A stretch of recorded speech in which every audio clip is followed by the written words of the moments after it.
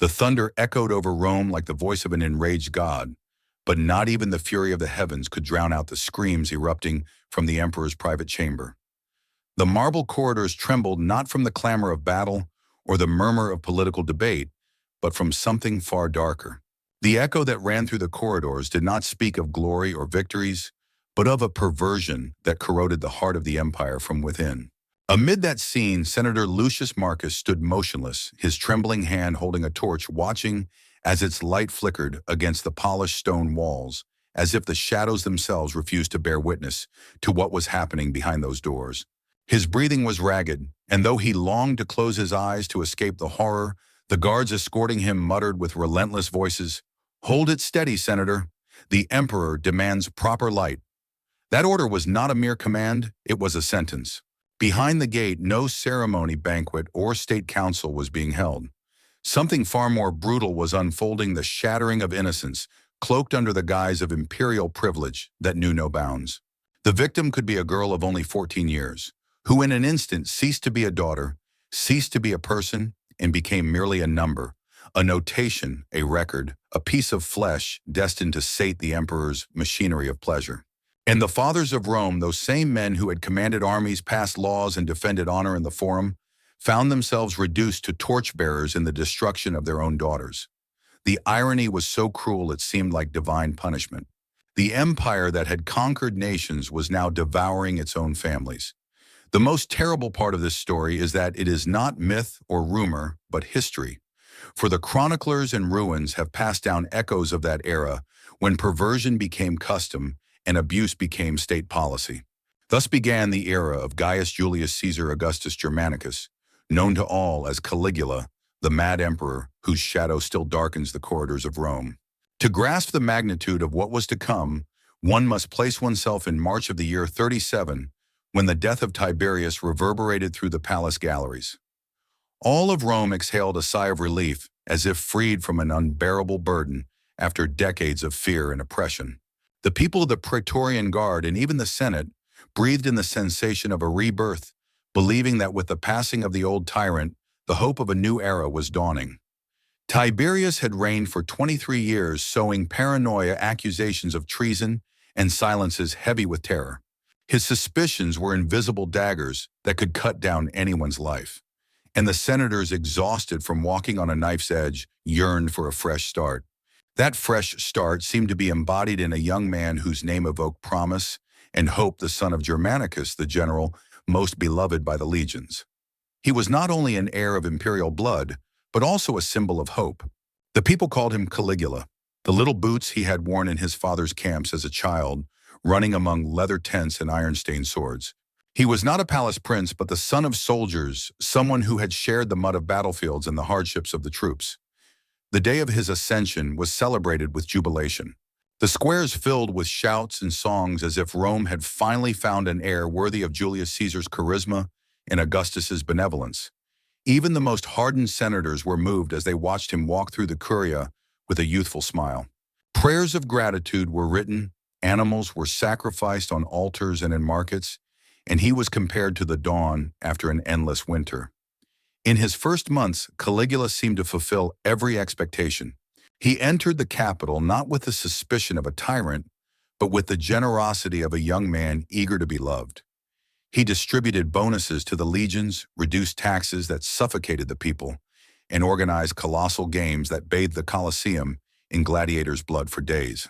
It was a spectacle that restored illusion to the masses, making the people dream that Rome had finally regained a humane, smiling, and magnanimous leader. But behind that mask of radiant youth, dark threads were already weaving, almost imperceptible at first, like tiny cracks in a flawless statue. Those cracks deepened until they became fractures impossible to conceal. A maid vanished from the palace kitchens. They said she had fled fearing punishment, but whispers spoke of her body found in the Tiber, with wounds so grotesque the guards refused to describe them. Soon after, 2 more slaves, a boy of 15 years and a girl of 17, were found dead in the same river, their faces frozen in an expression of eternal agony. And Rome, blinded by the enthusiasm for a new emperor, chose to ignore these shadows. The emperor was still young, they said. It was natural for him to test the limits of his pleasures. Surely with time he would learn responsibility. That was the comfort the senators repeated to themselves, trying to quell the fear already pulsing beneath their skin. Those disappearances were merely the prelude to something deeper and more terrifying. The empire that had given laws to the world was about to transform into a stage of degradation, and all of Rome would become a silent witness to the madness of a man who believed himself a god. When the news of Tiberius's death echoed through Rome's marble halls in March of the year 37, the city exhaled a collective sigh that felt more like a rebirth than a mere change of power.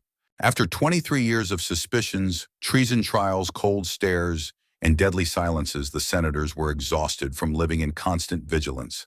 The Praetorian Guard longed for a new leader, and the citizens, weary of oppression, dreamed of feeling joy again. Rome had grown so accustomed to walking on a knife's edge that the arrival of a new prince seemed like a blessing sent by the gods. That prince was Gaius Julius Caesar Augustus Germanicus, whose name resonated with both heritage and promise. Yet the people did not call him by his official name. They knew him as Caligula Little Boots, a nickname born in the camps of his father Germanicus, the general most beloved by the legions. As a child, Caligula ran among the ranks wearing tiny military sandals, drawing smiles from war-hardened soldiers. That childhood, steeped in the scent of leather and iron, made him more than an heir. It forged him as the prince of the soldiers, the boy who grew up among common men, not within the gilded walls of a palace.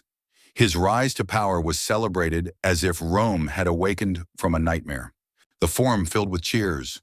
Torches lit up the night as if a new sun were burning, and the temples overflowed with sacrifices of thanksgiving. Hope spread like fire through dry fields. Senators spoke of him as Augustus's heir, the grandson of hope, the one who would restore dignity to the throne. Merchants greeted him as the dawn after a long drought, and even the Praetorian soldiers accustomed to suspicion looked at him with genuine devotion. In his first months, Caligula seemed to fulfill all these expectations. He did not ascend to power with the wariness of an aged tyrant, but with the youthful glow of one eager to be loved. He ordered bonuses distributed among the legions, igniting the soldiers' loyalty, reduced taxes that choked the people, and brought relief to families who had lived under Tiberius's pressure. He organized colossal spectacles where gladiators fought relentlessly, filling the Colosseum with blood and cheers for endless days. Rome laughed again, dreamed again, believed that humanity had finally returned to the throne. Caligula's speeches drew tears of emotion in the Senate. His words, infused with charisma, were applauded as if they were oracles. Some veteran senators, men hardened by decades of intrigue, wept upon hearing him, convinced they had been freed from the shadows. In the squares, the people compared him to Julius Caesar for his energy and to Augustus for his benevolence. Temples filled with prayers and altars with sacrifices and gratitude. All of Rome saw him as the dawn after a long night of storms. But that dazzling light already concealed fissures. The signs were small, almost invisible, like cracks in a freshly carved statue. A slave girl vanished from the palace kitchens. The steward assured she had fled in fear of punishment. But tavern rumors spoke of a corpse found in the Tiber, mutilated in a manner so horrific that soldiers refused to describe it. Soon after, a boy of 15 years and a girl of 17 disappeared. Their bodies returned floating down the river faces, petrified in an expression of unspeakable agony. The palace offered no explanations. The emperor in public smiled as if nothing had happened, and the people, intoxicated by enthusiasm, chose to close their eyes. "He is young," the senators murmured. "Every man of power tests his limits. With time, he will mature." These phrases were repeated like prayers, desperate attempts to ignore the fear creeping beneath their senatorial robes. It was easier to deceive themselves than to admit that the new dawn could turn into an eclipse. The true turning point came in October of the year 37, just 6 months after his acclamation. Caligula fell suddenly and mysteriously ill. The news of his fever, his delirium, and his body writhing between life and death swept through Rome like lightning. The entire empire held its breath. Temples filled with priests sacrificing oxen and pouring wine over altars. Citizens prayed with trembling lips, begging the gods not to take their young emperor. Even soldiers, men who scoffed at omens and soothsayers, began muttering prayers to Mars and Jupiter. The people feared that the newly born hope would be torn up by the roots. The tension was unbearable. For weeks, no one knew if Caligula would live or die. Finally, the young emperor emerged from his bed. pale, weakened, but alive. All of Rome erupted in celebrations. Animals were sacrificed and gratitude feasts were held in homes, and the Senate proclaimed his recovery a miracle of divine intervention. The city, which had been restrained, exploded in jubilation, believing the gods had heard their pleas. Yet those closest to him swore that the man who rose from that bed was not the same one who had ascended the throne. Something within him had broken or perhaps ignited. The fever had not left him grateful, but convinced that he had descended into death and returned as an immortal. From that moment, Caligula no longer saw himself as a mere man, subject to laws and morals. He believed himself a living god, freed from all human boundaries. This delusion marked the beginning of an irreversible shift. What had started as youthful exuberance and generosity transformed into a dangerous conviction, the belief that divinity granted him absolute dominion over bodies, lives, and fates. Rome celebrated his recovery, but what had truly resurrected was not a human prince, but a maddened god who would drag the entire city into an abyss of horror. The isolated rumors, the small cracks in the young emperor's mask soon turned into deep fractures, impossible to hide. After his miraculous recovery in the autumn of 37, Caligula began to show a different face, a cold gaze replacing the youthful smile that had so captivated the people. That fever, according to those closest to him, had burned something inside him. He was no longer a man grateful for life, but one convinced he had crossed death and returned immortal. This conviction freed him in his own mind from all human law, morality, or limits. At first, his excesses seemed concealed under the brilliance of palace banquets. Senators and their wives were invited to private dinners they could not refuse. At these gatherings, husbands remained powerless, knowing that accepting the invitation meant surrendering their wives to the emperor's whims. No one dared question him, for doing so was tantamount to a death sentence. Young men from noble families were also summoned under the pretext of serving in the court. But the supposed honor soon revealed itself as a mask. The boys were forced to paint their lips, don silk garments, and become living ornaments destined for public humiliation. The city, still intoxicated by hope, looked the other way. The same excuse was repeated: he was young, and indulgence would pass.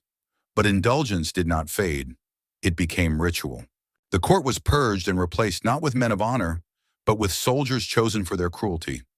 Loyalty was no longer secured by military oaths, but by complicity and depravity. Violence and perversion became the new bonds of fidelity. One name that emerged in this phase was Elagabalus, a freedman who swiftly rose to the title of Master of Pleasures. This man understood that his survival depended on satisfying the emperor's whims, no matter how obscene. Elagabalus became a supplier, a hunter of victims, a shadow moving through Rome selecting bodies for the emperor's fantasies.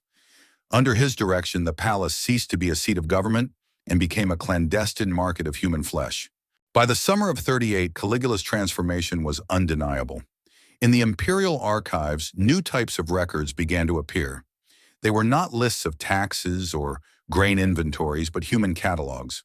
With the same bureaucratic precision with which Rome calculated its resources, names of women and children were now recorded, stripped of identity, reduced to numbers. Daughters of senators, wives of knights, sons of merchants, all became entries in an inventory classified by age, beauty, or utility. And with this, Rome's dignity was ground into columns of ink. What had begun as rumors of disappearances and bodies thrown into the Tiber became institutionalized as state policy. The emperor's private perversion transformed into a public machinery, a cold system dedicated to the acquisition, classification, and use of human beings. Rome, which prided itself on its civilization, descended into a market where dignity was auctioned off to the whims of a single man. Senators who once dictated laws and led armies began to walk the palace corridors with vacant gazes. All understood that their families had become bargaining chips, hostages to the imperial will. Refusing a decree could mean seeing a daughter's name entered into that registry. Resisting a tax could mean surrendering one's wife. Even silence offered no protection, only delayed the inevitable. Caligula's cruelty was not content with destroying bodies. It pierced the very heart of society-family bonds. The emperor knew that the most devastating blow was not against strangers, but against the ties that had been Rome's foundation for centuries. His hunger was not sated by unknowns. He needed to shatter the untouchable to demonstrate that no bond, Not even that of father and daughter was safe from his power. Thus, what began with missing slaves and bodies in the river became a calculated system of terror. The flames of the torches, which once illuminated the empire's victories, now cast light on scenes of degradation that corroded Rome's very essence. Politics was no longer decided in the forum or on military campaigns, but in the palace chambers where pain was transformed into spectacle and humiliation into obedience. All of Rome became a silent accomplice. The people chose blindness. The senators chose submission. And so what should have been a radiant dawn became the prelude to an endless night. What began as a private vice hidden within the palace walls soon turned into official policy. Caligula realized that the true strength of his power lay not only in humiliating in secret, but in turning that humiliation into a public spectacle, a mechanism that forced everyone to participate. The perversion once whispered in corridors and sensed in rumors became a written doctrine organized and executed with military precision. The palace architects received bizarre orders. They were not to design halls of beauty, but chambers of acoustic torture. Each space was calculated so that the victim's screams would echo clearly through the corridors, ensuring that those awaiting their turn could not escape the sound of what lay ahead. Suffering was not merely physical, it was meant to become a psychological poison that seeped into the minds of all present. In these rooms, the torchlight was more than illumination, it was a tool of power. Guards positioned the torchbearers at precise points, calculating the height and distance of the flames so that nothing remained in shadow. The emperor insisted that witnesses were as crucial as the victims, for degradation only achieved its true value when it was seen, shared, and transmitted. Thus was born the cruelest and most symbolic figure of Caligula's system, the senators forced to become torchbearers.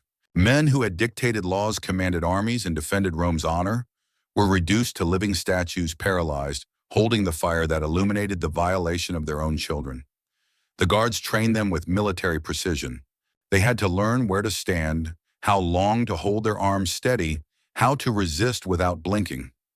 They were warned that a slight tremor, a complaint, or a averted glance meant the immediate condemnation of another family member. The discipline once demanded in war was now applied to domestic humiliation. The palace corridors began to fill with inscriptions scratched by these desperate men. Fragments of words carved into the marble walls read, "We are the condemned who breathe, or may the gods forgive what emperors command." These marks, discovered centuries later by archaeologists, did not speak of heroic resistance, but of despair, of the need to record that their silence was not voluntary. The psychological impact of this system was devastating. The fathers, transformed into unwilling accomplices, returned home with vacant gazes. Their children could no longer look at them, not out of blame, but because the memory was unbearable. Families shattered in silence. Mothers clung to their younger children in desperation, fearing the moment they would be claimed.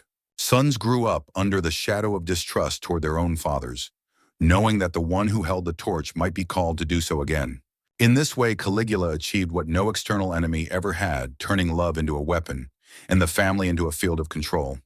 The corruption affected not only the body, but the soul of Rome. Fear spread like an invisible poison, corroding every home, every marriage, every bond.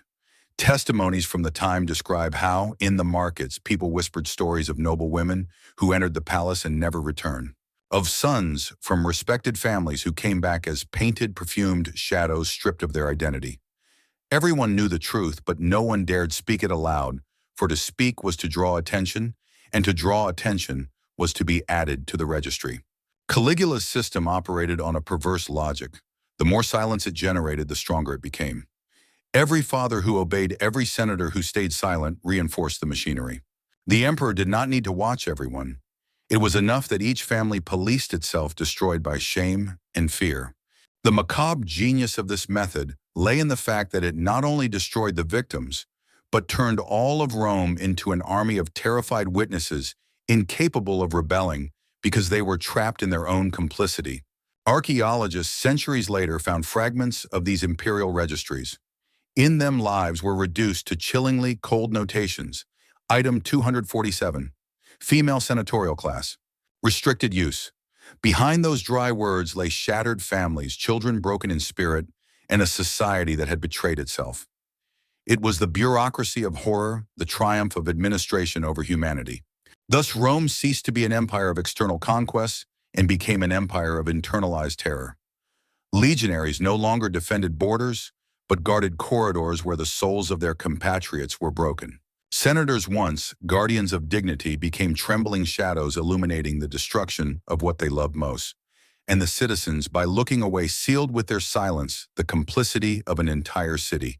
Among all the horrors Caligula unleashed on Rome, none was as disturbing as his obsession with breaking the most sacred bond of society, the family. Until then, he had humiliated senators' wives, reduced merchants' sons to mere entries in a registry, turned slaves and nobles into pieces of an inventory.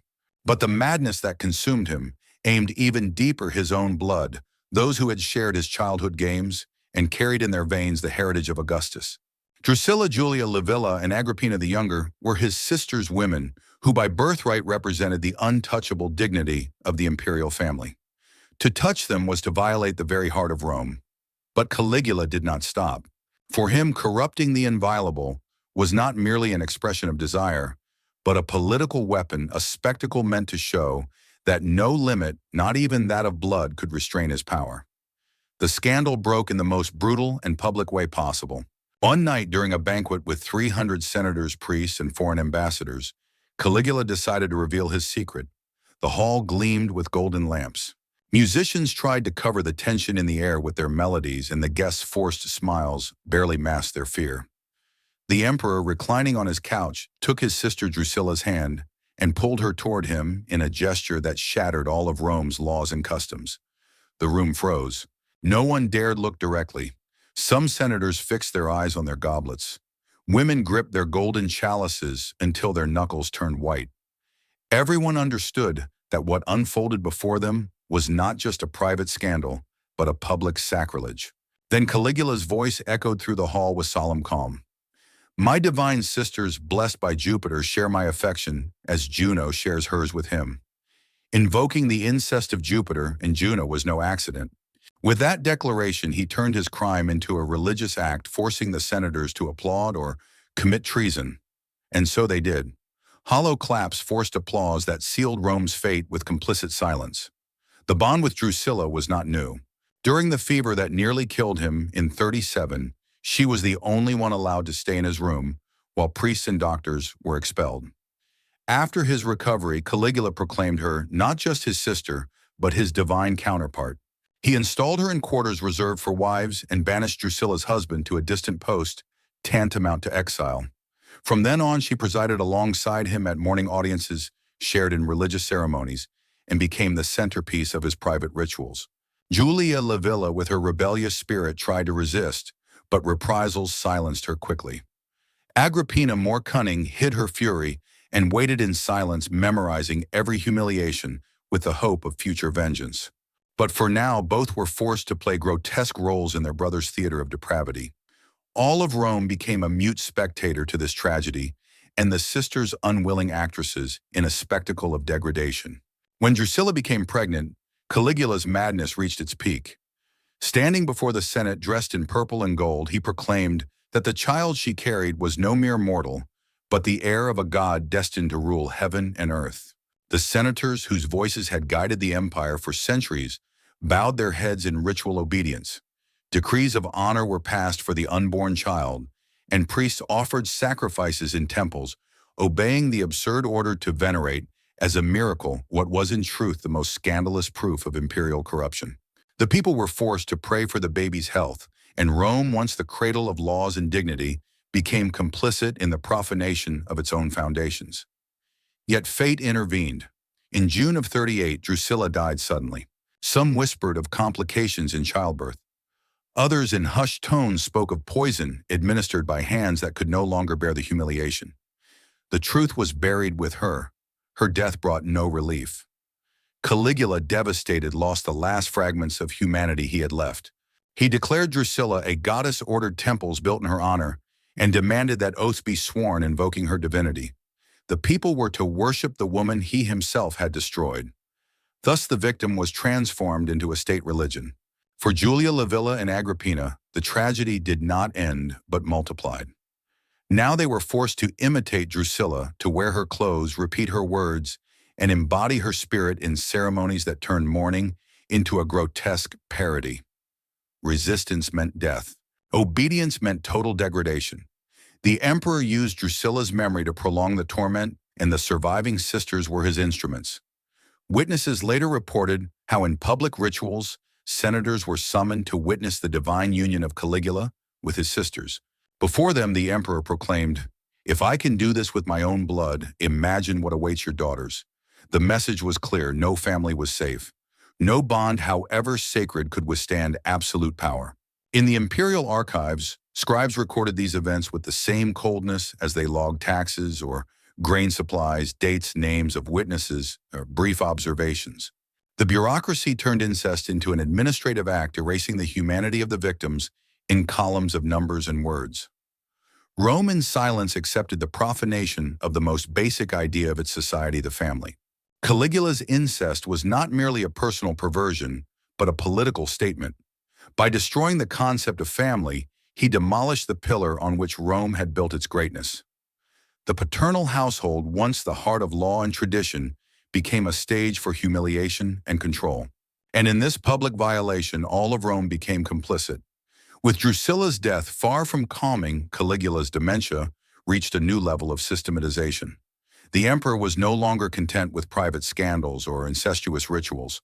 His ambition was to turn degradation into an institution, abuse into a religion, exploitation into a mechanism as cold and orderly as the imperial treasury. Thus was born the so-called Temple of Divine Service, one of the most perverse inventions of his reign. The eastern wing of the imperial palace, adorned with ceilings, painted with scenes of nymphs and goddesses, was converted into a false sanctuary.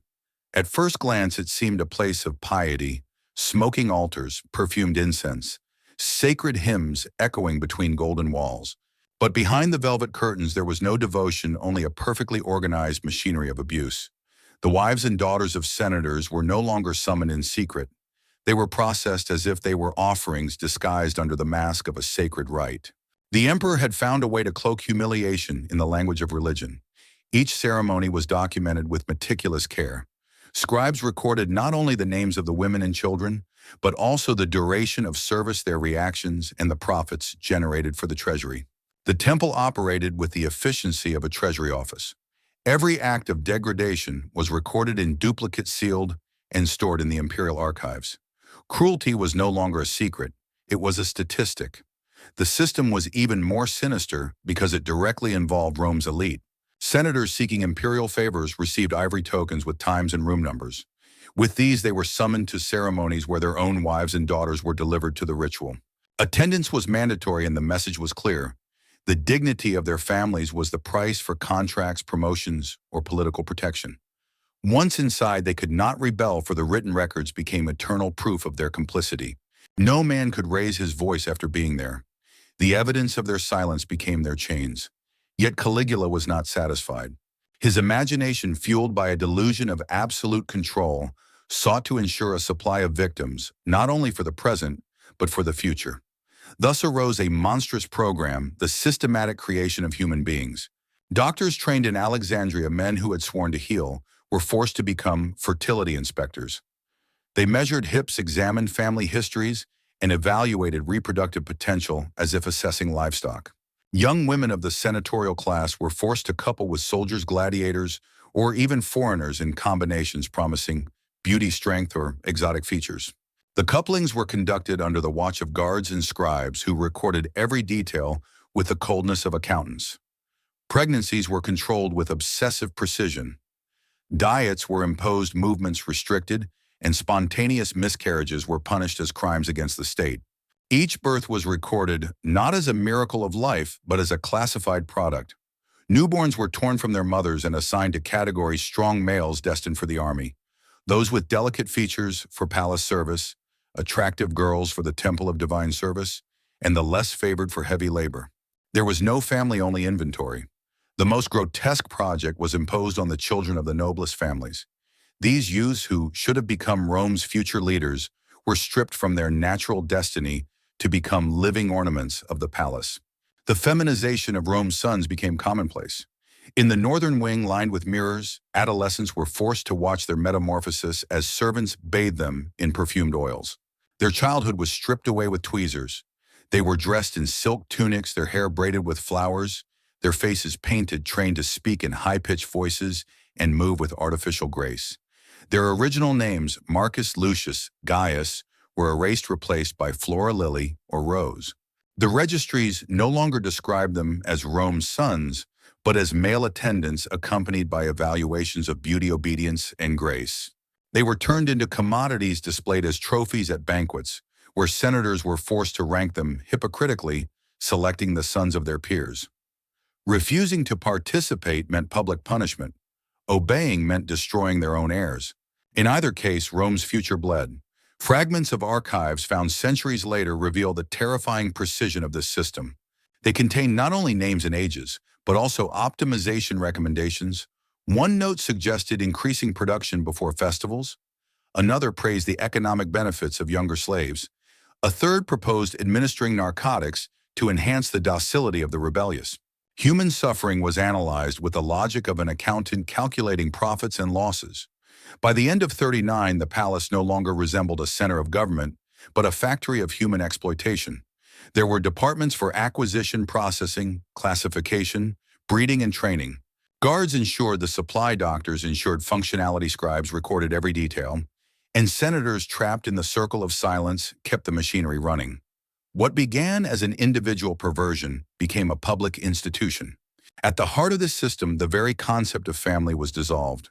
No birth escaped becoming a registry entry, no child escaped being reduced to a category, no mother escaped being separated from her child. Caligula achieved the impossible, turning the most natural and sacred act of humanity, family love, and new life into a machinery of perpetual servitude. Rome, proud of being the cradle of laws and civilization, fell into the most brutal of paradoxes. While decrees were debated in the forum and goods were traded, the true empire was being written on parchments where flesh and pain were reduced to numbers. Among all the aberrations created by Caligula, none reflected the magnitude of his madness as clearly as the invention of the so-called torch system, a practice designed to destroy not only bodies, but souls, turning fathers into unwilling accomplices in the annihilation of their own children. It was the final blow to Roman dignity, the ritual that sealed the empire's transformation into a theater of horror. The process began with a cold edict drafted in the bureaucratic tone of the imperial cabinet. At dawn, a senator or magistrate received a sealed order. He was to appear at the palace accompanied by his eldest unmarried daughter. The document further instructed him to prepare to serve in the imperial illumination. Behind those impersonal words lay the certainty of ruin. Refusal meant not only the father's immediate death, but the complete annihilation of his family wives, enslaved sons, executed lineage erased. Obedience, therefore, was not a choice, but a condemnation disguised as duty.